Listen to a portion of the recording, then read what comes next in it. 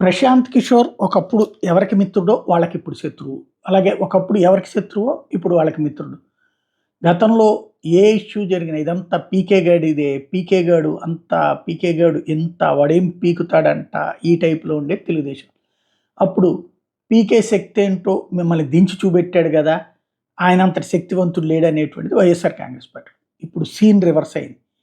పీకే ఏం పీకుతాడంటున్నటువంటిదేమో వైఎస్ఆర్ కాంగ్రెస్ పార్టీ. పీకే ప్రభుత్వాన్ని మార్చబోతున్నాడు చూడండి మీరు అని చెప్తున్నది తెలుగుదేశం పార్టీ. ఇప్పుడు ఆ ప్రశాంత్ కిషోర్ చేస్తున్నటువంటిది మొన్న ఏదైతే రజత్ శర్మ ఇంటర్వ్యూలో ఆయన అడిగినటువంటి సందర్భంలో హిమాచల్ ప్రదేశ్, తెలంగాణలో నువ్వు ఫెయిల్ అయ్యావు కదా అని అడగటం, దాని మీద ఆయన అసహనంగా మాట్లాడినటువంటి దాన్ని వైసీపీ వాళ్ళు ట్రోల్ చేయడంతో దాంతో పాటుగా మిగతా వాళ్ళు కూడా ఇప్పుడు ప్రశాంత్ కిషోర్ మీద కోపం ఉన్న వాళ్ళందరూ రైట్ చేస్తున్నారు, కాంగ్రెస్ కమ్యూనిస్ట్. దానికి కౌంటర్గా ఒక స్టేట్మెంట్ అనమాట.